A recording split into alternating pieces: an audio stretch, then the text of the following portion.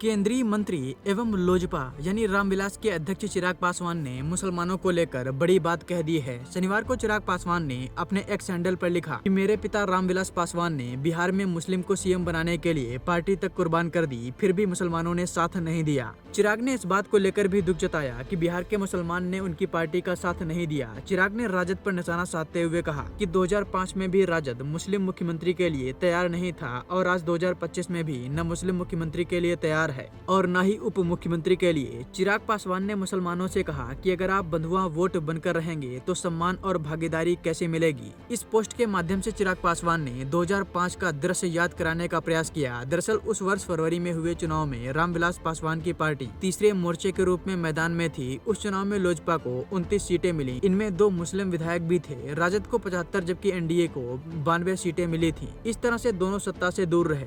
रामविलास पासवान ने तब कहा कि किसी मुस्लिम को मुख्यमंत्री बनाएं, लेकिन राजद इसके लिए तैयार नहीं हुआ। लोजपा ने न तो राजद को समर्थन दिया और न ही एनडीए को। नतीजा हुआ कि फिर से बिहार में चुनाव कराया गया। बाद में लोजपा में बिखराव हो गया, उनके 12 विधायक अलग हो गए। इसके बाद फिर चुनाव हुआ, लेकिन लोजपा को 10 सीटें ही मिल सकी। इस तरह से चिराग ने एक बार फिर नया दांव खेल दिया है। राजद ने इस बार मुख्यमंत्री सहनी को उप मुख्यमंत्री बनाया है, लेकिन मुसलमानों के नाम पर कोई बात बाहर नहीं आई है। बता दें कि नीतीश कुमार ने शुक्रवार को अपने एक्स हैंडल पर मुस्लिम समाज को केंद्र में रख पोस्ट किया। उन्होंने लिखा कि मुस्लिम समाज किसी भी भ्रम में नहीं रहे। उनकी सरकार ने इस समाज के लिए जो काम किया है उसे मुस्लिम समाज याद रखे। उसी के आधार पर यह तय कीजिए कि अपना वोट किसे देना है। नीतीश ने लिखा कि विधानसभा चुनाव के समय कुछ लोग फिर से अपने आप को मुस्लिम समाज का हितैषी बताने में जुट गए हैं।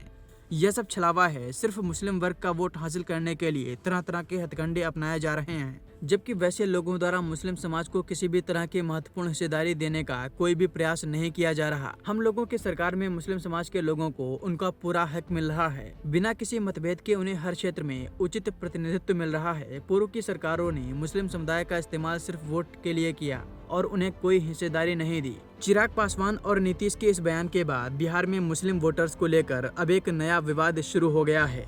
राजनीतिक पार्टियां मुस्लिम वोट बैंक को अपने पक्ष में करने के लिए पूरा प्रयास कर रही हैं।